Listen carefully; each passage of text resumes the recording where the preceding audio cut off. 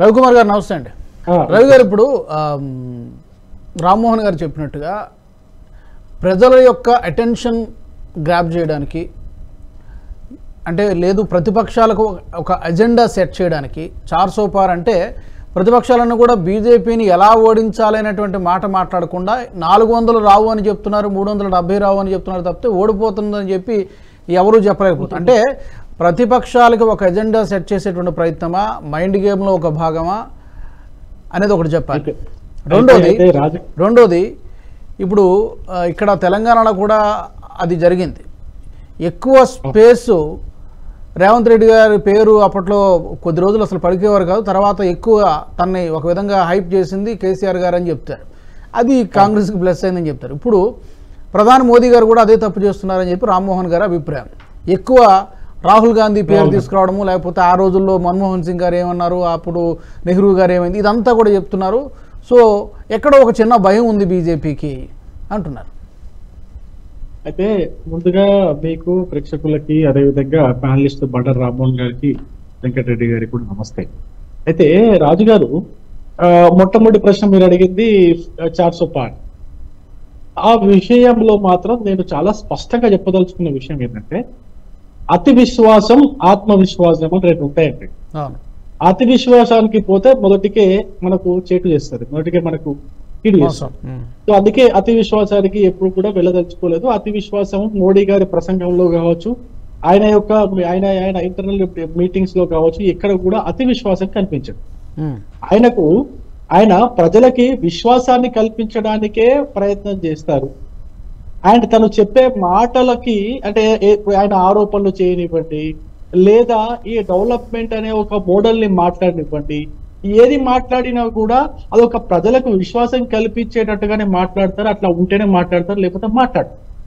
అందుకే మాకు internal meetings లో కూడా చాలా సార్లు, ఇంతకుముందు 2004ది ఎగ్జాంపుల్ చెప్పినట్టుగా భారత్ వెలిగిపోతుంది అని, అప్పుడు మనం అతి విశ్వాసం పోయి ఓడిపోయిన ఘటన మనం మాకు ఇప్పటికీ కూడా మా రాష్ట్ర పార్టీలో కూడా డిస్కషన్ అవుతా ఉంటది.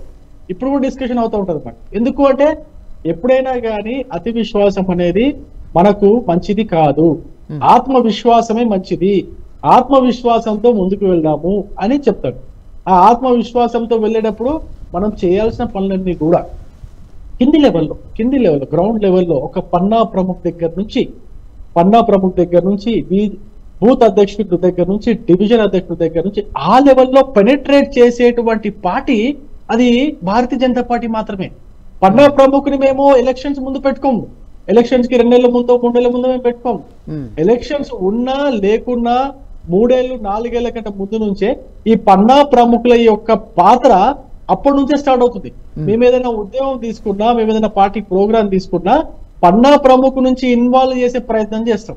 అంటే ప్రతి 30 ఓటర్లకి ఒక ప్రముఖ ఉంటాడు, అక్కడ నుంచి స్టార్ట్ చేస్తాం. అంటే ఇది ఆత్మవిశ్వాసంతో చెప్పగలిగినటువంటి నంబరు. 400 పార్ అవుతాము ఈసారి అని చెప్పేసి మోడీ గారు చాలా స్పష్టంగా చెప్పారు. టార్గెట్ పెట్టుకోవడంలో ఎలాంటి తప్పు లేదు. అయితే దాంట్లో అతి విశ్వాసం కూడా ఏం లేదు. ఏమంటున్నాడు, ఆల్రెడీ మేము 400 పార్ లో ఉన్నాం. అంటే 303 సీట్లు బీజేపీకి సొంతంగా ఉన్నాయి. ఎన్డీఏ పక్షాలకు అందరికీ కలిపి, అంటే మా దగ్గర గత 5 సంవత్సరాలు మా యొక్క ఎన్డీఏ కూటమిలో జాయిన్ అయిన వాళ్ళు అందరినీ కలిపితే 400 పార్ ఆల్రెడీ అయ్యాం మేము. ఇప్పుడు నెక్స్ట్ ఏం సెట్ చేసుకోవాలా గోలు, నెక్స్ట్ ఏం సెట్ చేసుకోవాలా? ఇప్పుడు మన లక్ష్యాన్ని ప్రతి టర్మ్ టు టర్మ్ లక్ష్యాన్ని మనము తగ్గించుకుంటామా పెంచుకుంటామా? మనం పెంచుకుంటామే కానీ లక్ష్యాన్ని తగ్గించుకోం కదా. అది మనం రీజనబుల్ అనుకోవచ్చు, అది మనం అర్థం చేసుకోవచ్చు. అయితే రెండో విషయం, ఎందుకు పదే ప్రతిపక్షాలను ఎందుకు హైలైట్ చేస్తున్నారు? లేకపోతే ఇప్పుడు 10 సంవత్సరాల కిందటో 20 సంవత్సరాల కిందటో జరిగిపోయినటువంటి వాటిని మళ్ళీ ఎందుకు తవ్వి తీసుకున్నారు? ఎందుకు రాహుల్ గాంధీ నామం కావచ్చు, నెహ్రూ జపము, ఇందిరాగాంధీ అప్పుడు ఏం చేశారు, రాజీవ్ గాంధీ ఏం చేశారు, ఇవన్నీ ఎందుకు చరిత్ర నుంచి? ఎందుకంటే చరిత్ర నుంచి పాఠాలు నేర్చుకోకపోతే ఏ సమాజం కూడా ముందుకు వెళ్లే పరిస్థితి ఉండదండి. అయితే మన సమాజానికి చరిత్రను గుర్తు చేయాల్సిన అవసరము ఖచ్చితంగా ఉంటుంది. చరిత్రలో కాంగ్రెస్ పార్టీ 60 ఏళ్లు పాలించి భారతదేశాన్ని ఎక్కడ దాకా తీసుకెళ్లాల్సిన అవకాశం ఉంటుంది. ఆ అవకాశాన్ని వృధా చేసి ఏ విధంగా తీసింది, ఎంత వెనక్కి నెట్టేసింది అనేది ప్రజలకు మళ్ళీ గుర్తు చేస్తూనే ఉండాలి. దాంట్లో భాగంగానే కాంగ్రెస్ పార్టీ గురించి మాట్లాడతారు. పోనీ అదే కాంగ్రెస్ పార్టీలో ఏమైనా మంచి నాయకత్వం ఉందా? అదే ఆ పార్టీ లీడర్ కి మంచి ఈ యొక్క భారతదేశం పట్ల మంచి అవగాహన ఉందా? భారతదేశంలో ఉన్నటువంటి విభిన్న సంస్కృతులు, విభిన్న భాషలు, విభిన్న కులాలు, మతాలు, పద్ధతులు, వీటన్నిటిపైన ఏమైనా అవగాహన ఉందా? ఏమీ లేదు. ఆయన ఏది పడితే అది మాట్లాడుతుంటాడు. అటువంటి వ్యక్తి అపోజిషన్ పార్టీలో ఉన్నాడనేది ప్రజలకు గుర్తు చేయాలా వద్దా? గుర్తు చేస్తే కదా ప్రజలకు తెలుస్తుంది ఎవరిని ఎన్నుకుంటున్నాం అనేది తెలుస్తుంది, ఎటువంటి వ్యక్తిని మేము ఎన్నుకోవాలనేది తెలిసేది. ఇప్పుడు అటుపక్క ఇటుపక్క చూసే కదండి ప్రజలు ఎన్నుకోవాల్సిన విషయం ఏ విధంగా ఉంటుంది, ఎవరిని ఎన్నుకోవాలా. మేము ఇటువంటి వ్యక్తిని ఎన్నుకుంటే రేపు పొద్దున దేశం యొక్క పరిస్థితి ఏ విధంగా ఉంటుందని బాధపడే వాళ్ళు జనాలే కదా ఉండేది, జనాలే కదా ఆలోచించేది.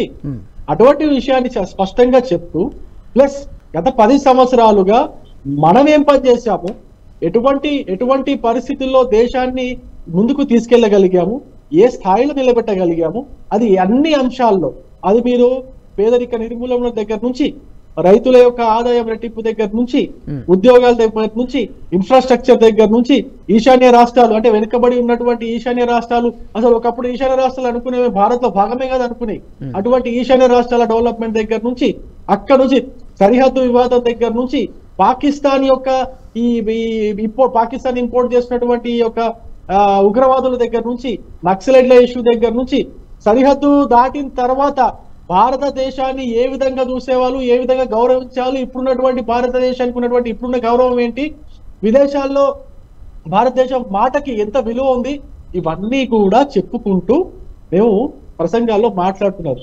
మోడీ గారు మాట్లాడుతున్నారు. ఎక్కడ కూడా తను పనిచేసిన విధానాన్ని చెబుతూ తర్వాత ఏం చెప్తున్నారంటే కాంగ్రెస్ పార్టీ చేసినటువంటి ఫెయిల్యూర్స్ ని కూడా జస్ట్ అట్లా స్పృశిస్తూ అట్లా టచ్ చేస్తూ వెళ్తున్నారే కానీ ఎక్కడ కూడా కావాలని వాళ్ళని హైలైట్ చేసేది ఏం లేదు, వాళ్ళని అనవసరంగా ఎక్కువ పిక్చర్లో తీసుకొచ్చి చూపించేదే లేదు.